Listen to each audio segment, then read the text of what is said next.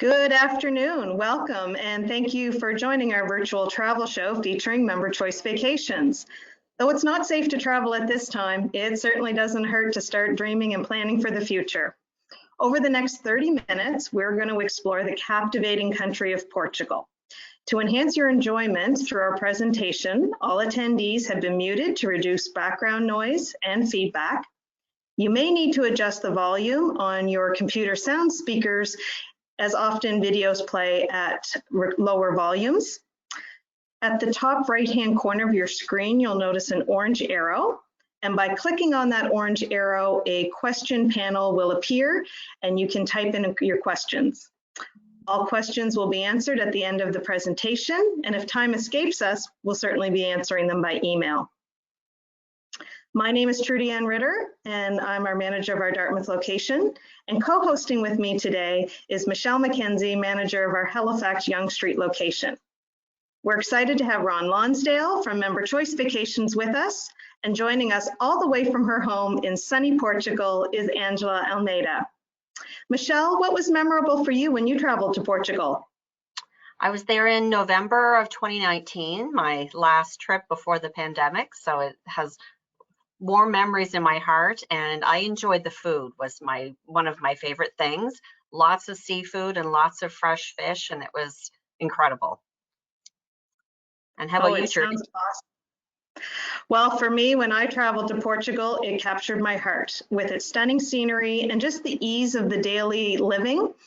I found that the architecture and the changing landscapes, from olive trees to beautiful coastlines, and then some of the most stunning beaches that I've ever seen. And it just kind of mixed some old world-class charm with modern day living. So for me personally, I can't wait to go back. So hopefully we're going to pique your curiosity, and it's my great pleasure to introduce Ron Lonsdale, Vice President of Member Choice Vacations. He has proudly represented the company for over 27 years, and he's been both fortunate and blessed to have experienced 6 continents and 70 countries. Ron, you are truly living the dream. Oh, I am, and I'm very excited because I have my good friend over in Portugal, Angela, joining me today. But hola, hello, travel friends. I'm Ron Lonsdale, Vice President with Member Choice Vacations, and I trust you and your families are keeping well and healthy. And it's not going to be too long before we reconnect the joy and love of travel. And what better country to get us inspired than Portugal? And Angela Almeida, whom you're going to meet in a couple of minutes, is going to take us on a virtual journey of this spectacular country. You know, traveling with CAA Member Choice Vacations comes with benefits that takes, oh, did you see my slide still? Can you see my slide? Takes the guided travel experience to another level. And Member Choice Vacations gives you more peace of mind, more benefits, more expertise, more on tour, and the more needed flexibility. And our goal is to enhance life's journey by creating extraordinary experiences. We do have a breadth of product. We have 160 tours to all 7 continents. We're a premium operator, 4-star, 5-star experience. We just don't have one type of tour. We have 5 distinctive travel styles. Each tour style is uniquely designed to fit your travel needs. So no matter how you want to see the world, we can take you there, whether you want to travel across the country, dive into a local culture like Portugal, or come to know one of the world's greatest cities. We have the travel experience that's right for you. As a CAA member, you receive an added member benefit of $100 off of every Member Choice Vacations you book. In addition, you will enjoy a special savings up to $75 for an optional excursion. The added bonus is combinable with any seasonal sale or any flash sale. And I just want to point out that CAA Vacations is the program, MCV is the product, and it's operated by Colette, and we're celebrating our 103rd year in the travel industry. So we call it Member Choice Vacations so we can extend exclusive member benefits and amenities that no other travel retailer can offer. Now, I want to welcome to you the treasures of Portugal. And everyone says personally, it's one of my favorite countries in the world. I love the food, the wine, dramatic landscape, the sunshine. It's amazing people. So let's get going and meet Angela. And Angela, before you go, I have a nice little video of you.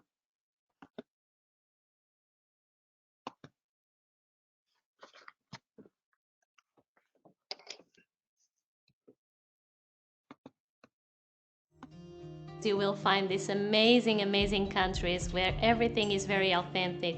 And every corner you see the most amazing architecture, from palaces to castles to churches. Olá, my name is Angela Almeida and I'm a Portuguese tour manager guiding in Spain and Portugal. One of my favorite places in Portugal is called Sintra. We call it as well the cultural landscape of Sintra because it is classified by UNESCO as World Heritage. So it's a combination of natural and cultural sites to visit.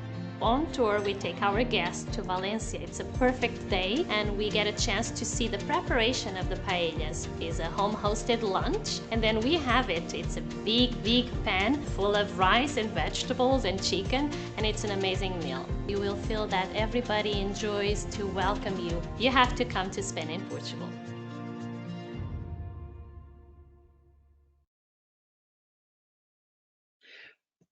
Now, hola, Angela. Hola, Ron. How are you doing? Good. Tell the audience what the weather's like today in your beautiful country.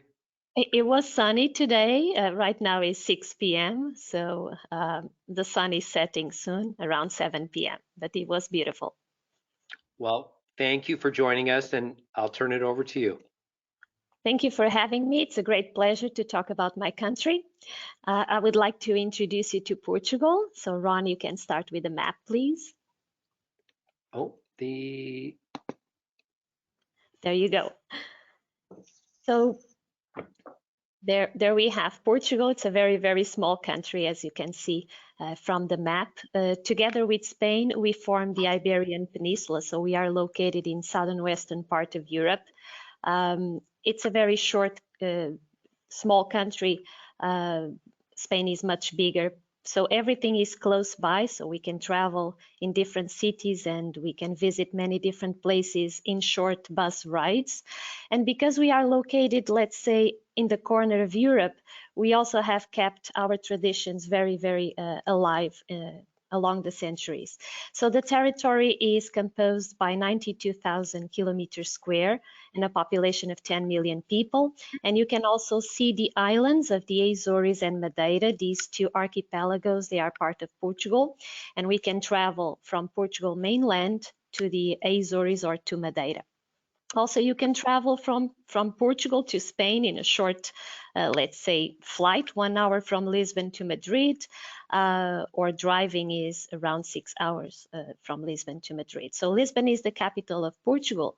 If we want to understand a little bit more about the distances from the north to the south, from the very north of Portugal to the south of Portugal is around 500 kilometers, and from the east to the west around 200. And if you want to fly from the capital to the Azores, you fly for 3.5 hours, and from Lisbon to Madeira, to Funchal, it is approximately 2 hours, more or less. So very, very short distances, either by land or flying. And we start our virtual tour in the capital, Lisbon, or Lisboa, as we call it in Portuguese. We can see one of the hills because Lisbon has 7 hills, and this one is the hill of Alfama. We can see the castle on top and the medieval quarter, the river Tagus just behind, and then the other bank of the river, which is a different city. I used to say that the capital of Lisbon is a combination of ancient history and monuments, because it is a very old city. We started to inhabit this city during the time of the Phoenicians, then the Carthaginians, the Greeks, the Romans, the Moors. So it's like a city in historical layers. And it's really interesting to visit because you can just wander around the narrow streets of Alfama and visit amazing museums. And at the same time, as a capital, we also offer those important infrastructures as other European capitals like Madrid or like Paris or London. We also offer 5-star hotels and incredible exhibitions, expositions, events. There's always something going on in Lisbon. Just a curiosity, because I was born and raised in Lisbon, the name that we call to the people born and raised in Lisbon, we call them alfacinhas, which is a Portuguese word for lettuce, because it was common for people in Lisboa to eat a lot of vegetables, a lot of lettuce and cabbage. So we became known as alfacinhas, but those are only the ones born and raised in Lisbon, like me. And we can see that the best way to go up the 7 hills is to get on a tram. The traditional trams of Lisbon, they exist since the 20th century, and they fit the narrow streets. So this is amazing. You go up and down using the trams. We also have a funicular in that picture just below. And I wanted to talk about what we can do inside the tram, because the tram is a public transportation, but sometimes we go into the tram and we have the opportunity for a fado performance on board. It happens sometimes. The fado is a traditional song and music that is unique to Portugal, and it was born in Lisbon. The name fado, if we want to translate it, that would be faith or destiny. And we play a Portuguese guitar, which is a special musical instrument. It has 12 strings, so it's very difficult to play. And the lyrics are the stories of the people, so the stories of love, of passion. We, the Portuguese, we are very romantic.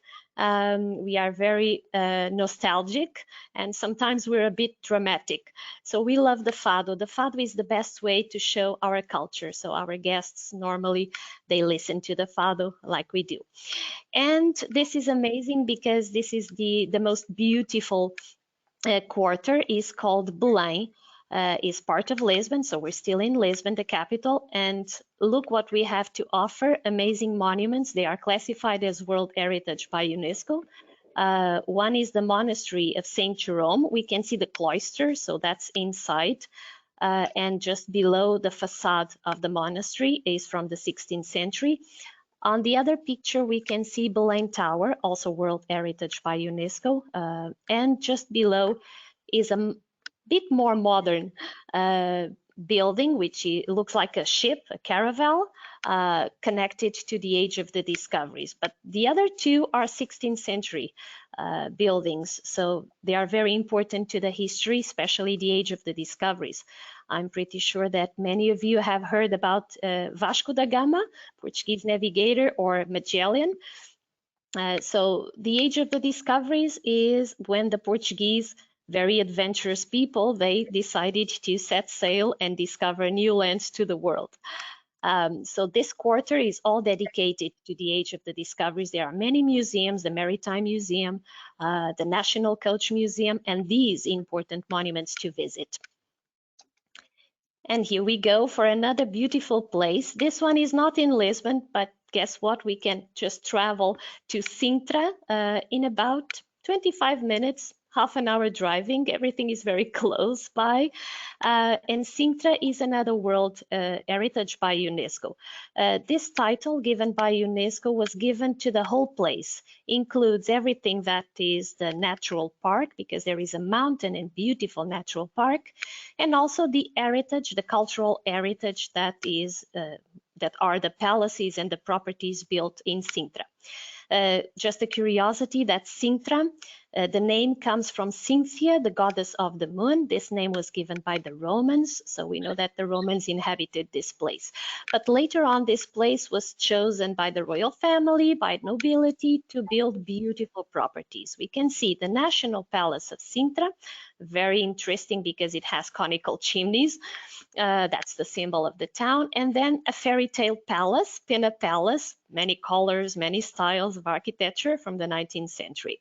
The other one with the conical chimneys is the oldest palace in Portugal from the 16th century, let's say, although there was a building before in that place. And just below, an overview over the town, the old town of Sintra, which is also a maze of narrow streets, and you can just get lost in that area, and it's beautiful. And then we have this particular picture, very mysterious. It's a well. It's part of a property that we call Quinta da Regaleira. That was a property which belonged to the Masonry, and this well is what we call Masonic initiation. I'm sorry for my pronunciation. Well, so guests Guests can go down the well, and there's a lot of subterranean tunnels to discover. So this is public place. You can visit it. You can use a audio guide or even a local guide and go and visit this place. It's amazing. It's really an incredible, mysterious place. Now, this slide is one of my favorite. This is Óbidos, a small village, medieval village, not far from Lisbon. So again, everything is very close by the capital in these slides. Short ride to Óbidos is 1 hour driving. And we can see the castle. The village is surrounded by the walls. This place is very popular. There's a lot of good ceramics and handicrafts to be found here. And one of the curiosities about this slide, this place, Óbidos, Óbidos was part of the properties of the queens of Portugal. So when the king got married to the queen, he used to give her a wedding present, and that wedding present was not a ring, was a village. So the queen could stay in a place, just enjoying herself with the ladies in waiting, and then the king was out, hunting probably, but this was property of the queens of Portugal. So that's why it's so well preserved. And in this place, the ceramics and the tiles are really a masterpiece. We have the tradition of manufacturing ceramics and tiles in Portugal. That type of ceramic that we can see here was used for the daily life of the people in Portugal. We still use it. Those are soup tureens that you open and you serve your soup, and they have these naive designs of fruits and vegetables and fish and seafood. But those were used by the people, not as objects of decoration, but on a daily basis. And then we see the rooster. Every Portuguese, we can go back to the rooster, but that's fine. Each one of us Portuguese people, we do have a rooster at home because it's a symbol of protection. The rooster is connected to a legend. It is said that the rooster saved a man who was accused of stealing money and jewelry. So when he went to prison, he was innocent. He always said that he was innocent, and the rooster appeared like from nowhere and started to crow. So that's the sound of the rooster and the symbol of protection, and the man was saved by the rooster, by the sound of the rooster.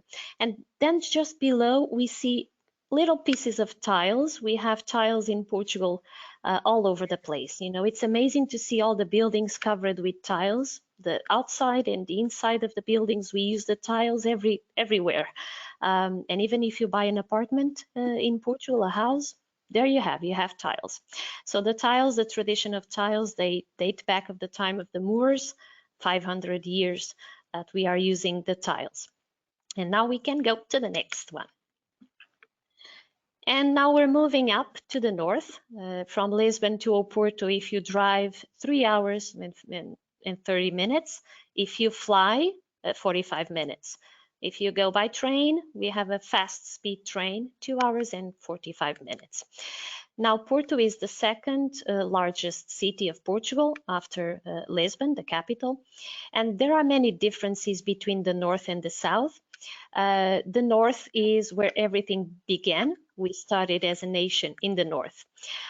Even the name Porto, that means port, the name Portugal comes from that name.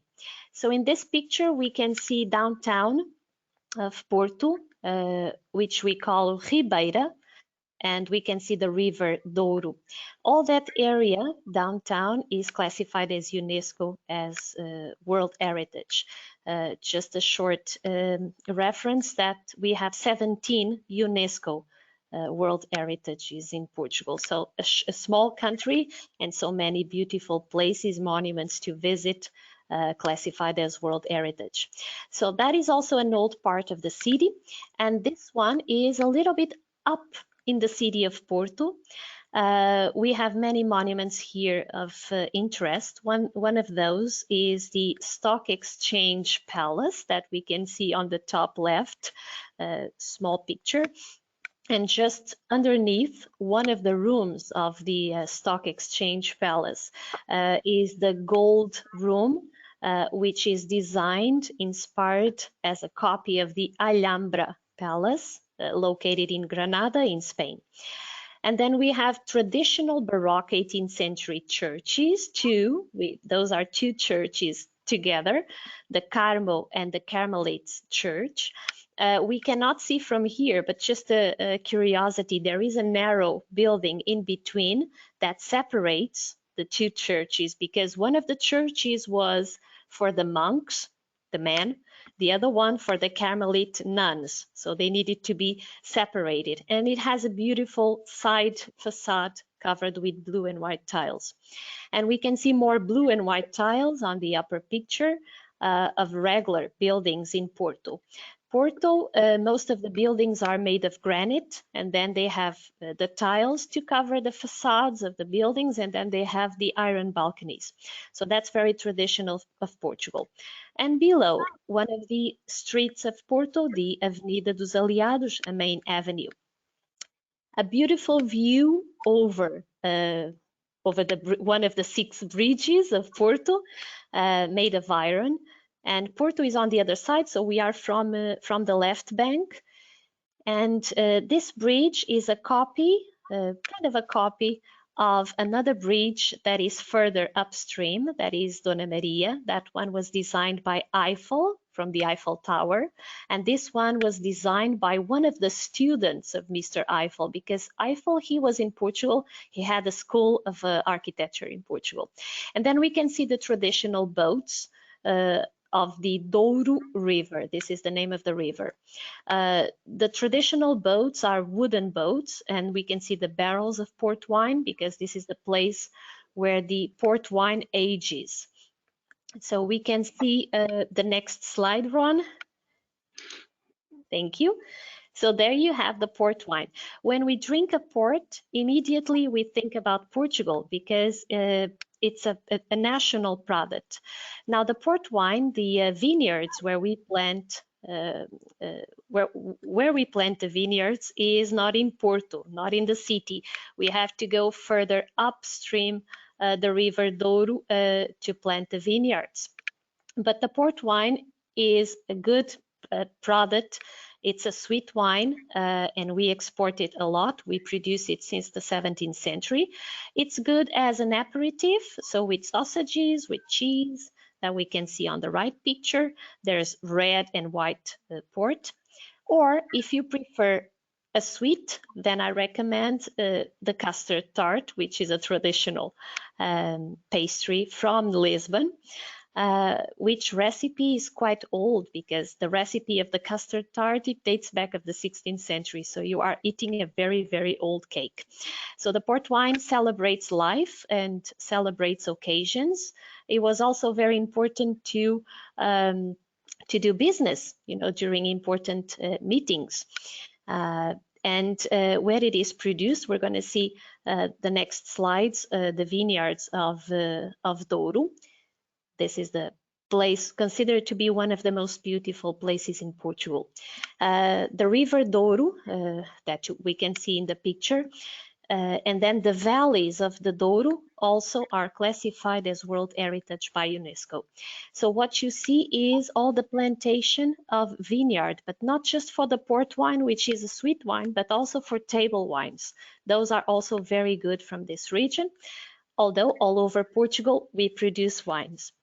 And the type of property that we find here is the quinta, which is a farm. This is another picture where you can see one of the tributaries of the river Douro. And the quinta is a place of work, but it's also a place where you can stay, because nowadays the quintas, they are transformed into 5-star hotels and inns. So it's possible for you to go into an active farm and see the production of wine, but at the same time stay there, have an incredible meal, drink the wine, and overlooking a beautiful landscape. The vineyards, they were carved along the centuries, and it's very difficult to carve the vineyards because the soil is granite and slate. So it looks like everything is in terraces, and all the valley is that way. It's an amazing, amazing landscape. It's very popular today as a destination. There are many places where to stay, and beautiful, beautiful to visit. And there you have one of the properties that we use on tour. I love this property because it has wine barrels transformed into rooms. So you can sleep in a wine barrel. Let me tell you, it's a very, very comfortable room. It's like any other five-star hotel room. And the dining room just below is the wine cellar of the farm, of the quinta.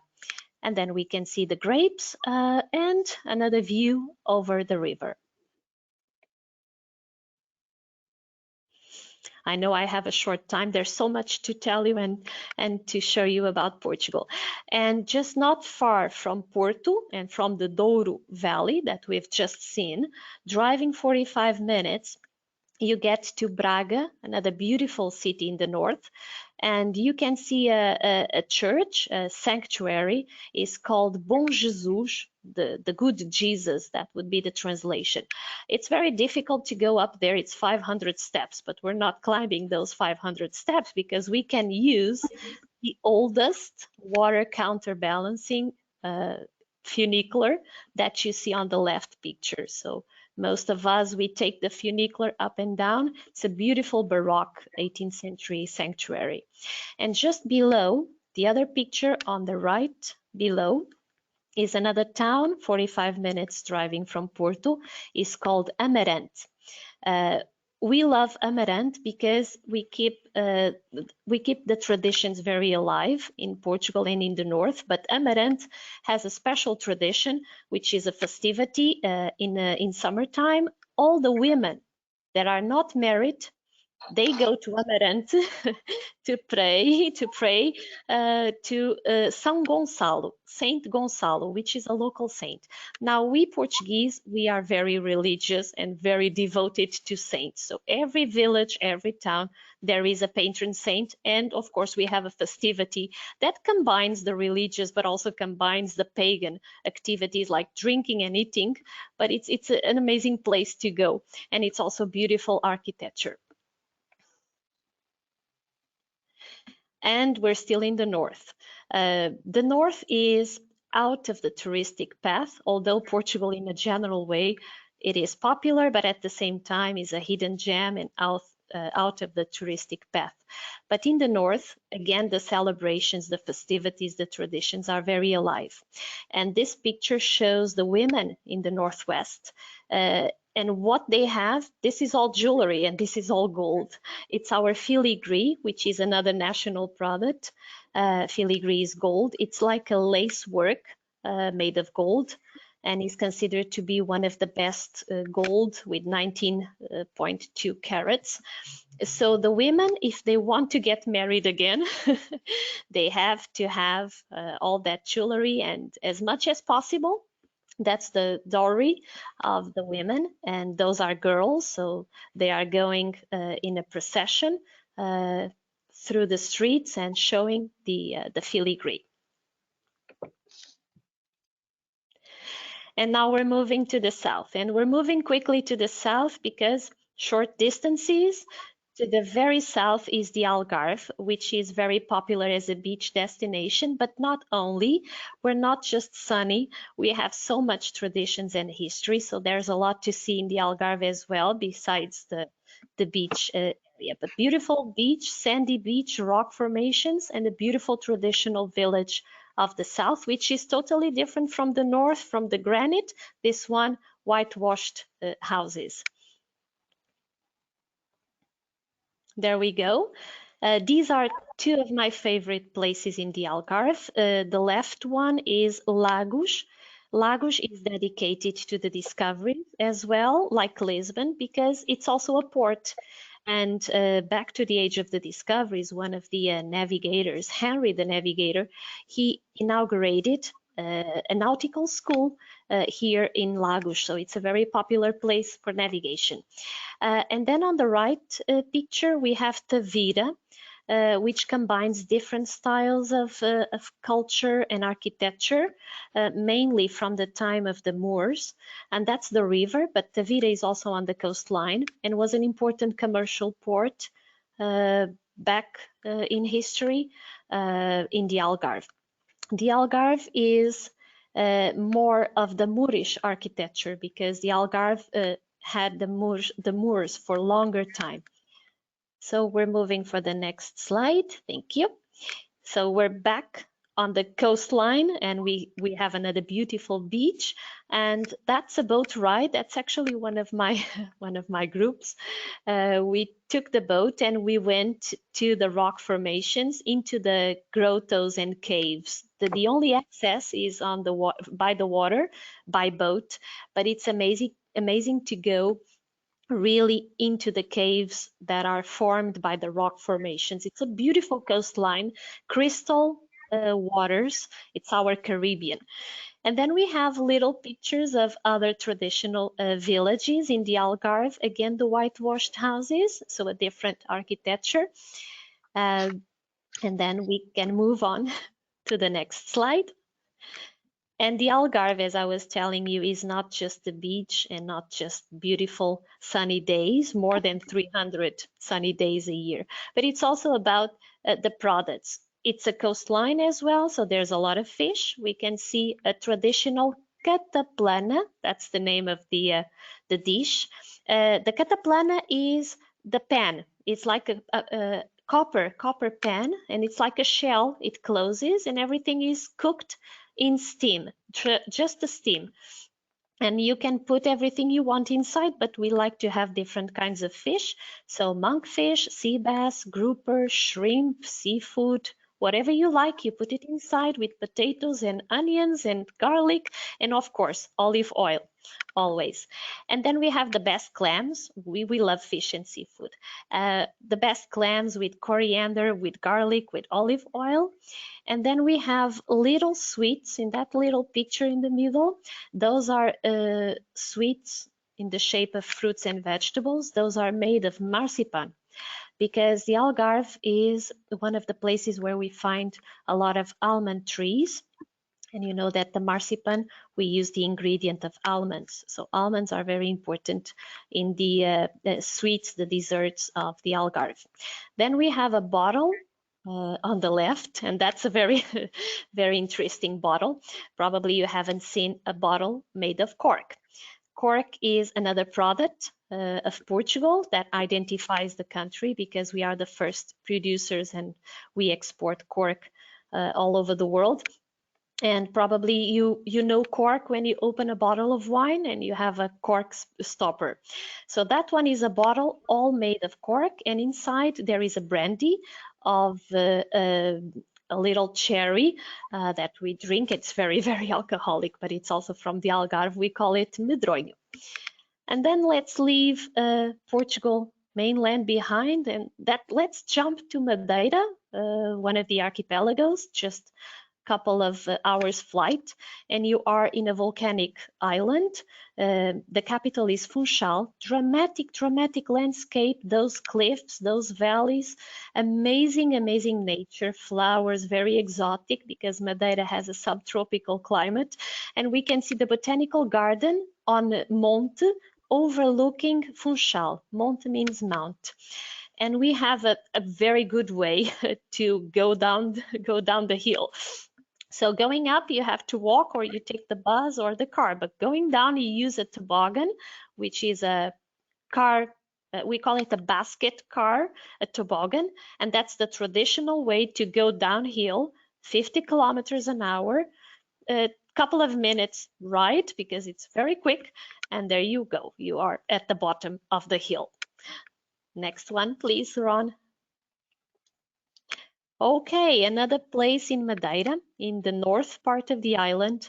Very interesting. The water canals that you see on the left picture are called levadas. And you see people, there's a group walking. You imagine what you can do in terms of trekking in this island, because you can follow the water canal and discover amazing landscape. The water canals, they were invented back to the 15th century to bring the water from the mountains, from the springs, to the lower part of the island, to the people, and also for the agriculture to irrigate the fields. And then you have a traditional village of Madeira, inland, that survives of agriculture, and then a traditional house of Santana from the north part of the island, which is made of thatched roof to protect the house, and also to keep a good temperature, an average temperature inside during all year round. Madeira has an amazing climate, so very mild in winter, very mild in summer. And these are natural volcanic pools, so right in the ocean, where you can swim in Porto Muniz, not far from Funchal, just half an hour driving. Also, Madeira is a very small island.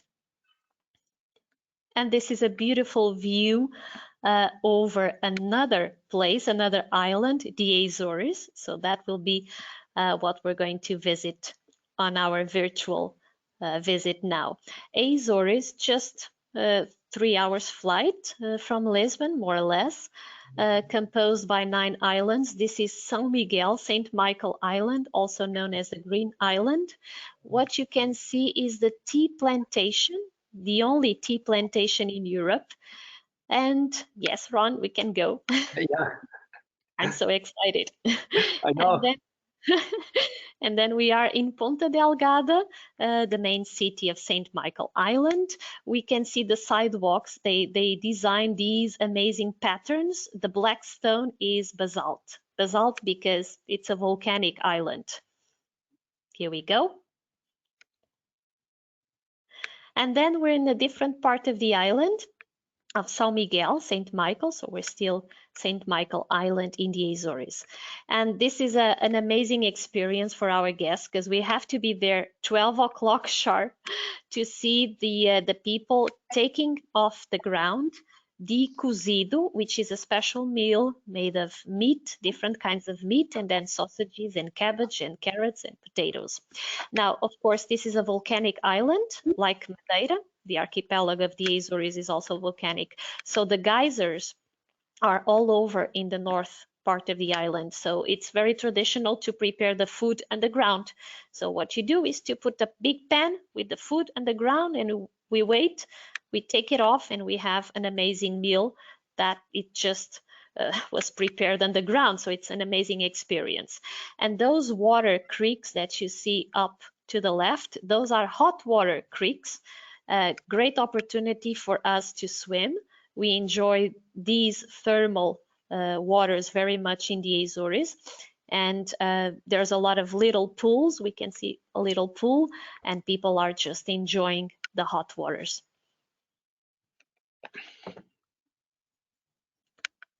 Another beautiful view in the Azores, still in St. Michael Island. The Azores is for me one of the most beautiful places in the world, and completely out of the touristic path. And we have a great explorations tour in the Azores. So this picture is Sete Cidades, two lakes in Sete Cidades, or 2 lagoons. One is green, the other one is blue, but this is just our eyes, because this is what we see as the color of the water when we are around the lake. So one is reflecting the sky, the blue of the sky, the other one is reflecting the green of the nature. So that's why it's so famous, the blue and the green lagoons. Amazing vegetation, amazing nature. There we go for another picture. This one is Ribeira dos Caldeirões. It's a traditional little village. You can see the little houses down there. The nature in the Azores is simply amazing. All the different greens, the shades of green, the beautiful flowers, especially the hydrangeas. They bloom in June, and waterfalls, water creeks. And this village is so interesting. We go down with our guests, and we can go inside a water mill. So that's very interesting to visit. There's also an ethnographic museum, very, very traditional place. This is a park, a natural park.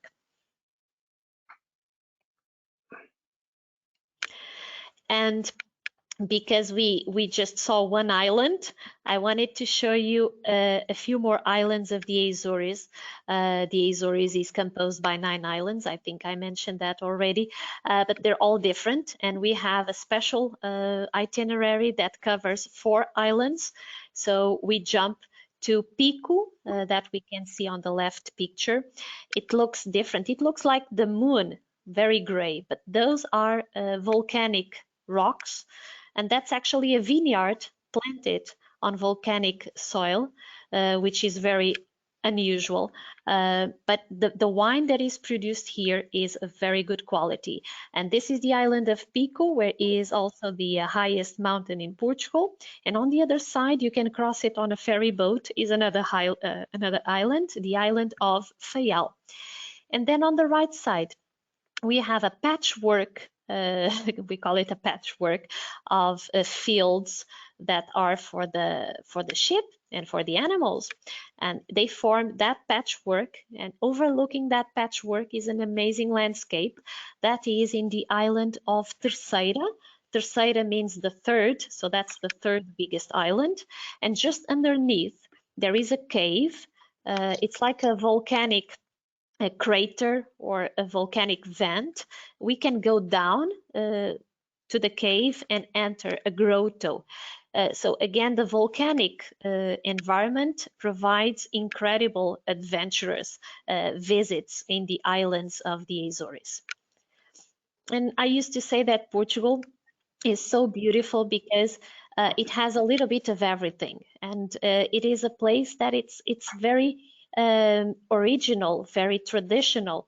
The landscape is different everywhere you go, and the amazing climate that you have in Portugal, both mainland and in the islands, because we don't have snow. We only have snow on top of the mountains in the north, and it's not a good snow for skiing.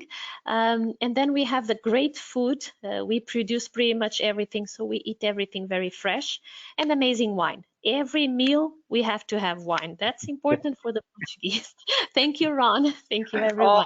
I know, Angela. I just being mindful of time, and we can spend a full day with you. Just how knowledgeable you are, and how diverse Portugal is, and you know, it's a destination where you're going to have to revisit, because I just think with the explorations or classics, the various ways of traveling, and what the culinary aspect and the immersive culture and the geology of it, it's just fascinating. And you know, we're going to be ready when the world's ready to have us in Portugal, Angela. And you know, each member that travels with Member Choice Vacation really deserves a memorable, fulfilling travel experience, which you will get out of Portugal. And we continue to deliver on that promise. So your health, your well-being remains our top focus and priority. You know, we have safeguard protocols in measure. We've called it the Traveling Well Experience. We've dedicated a full landing page to it. And again, we're just good. And our tour directors are doing COVID training. With the pandemic pushing us towards digital, you know, we're introducing a new travel planner app by Colette. You can hold the entire world in your hands. It doesn't require any data or connected to the Wi-Fi. It's an easy digital companion to use, and we'll have more information. But again, just, you know, when we talk about travel, we can't wait to share the world's beauty and culture to our guests. We're more committed than ever to take care of the places we live, work, and travel. We focus on community, people, travel, and planet. And even in Portugal, you know, we're staying at family-run hotels. We're visiting the farms and local wine producers, and we're giving back, and we want to make a positive impact. And also, I just wanted to let you know that we are running into a spring sales offer exclusively for CAA. And it's combined with your membership benefit and your amenities. And, you know, we know that things can change, and we're allowing members to change their tour or their departure date 60 days prior with no change fees. And again, when it comes to travel, you know, the reason why CAA members love us, it's a breadth of product, hotel selection, on tour pacing, the culinary experiences, choice on tour, the unique tours that we do offer. And I have a quick little video to end this presentation.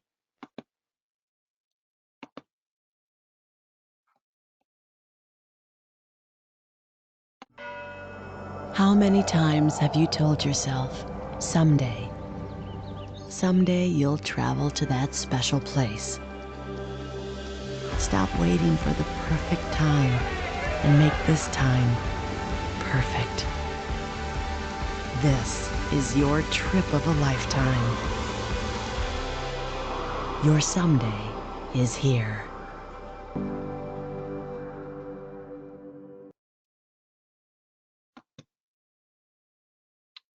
Now,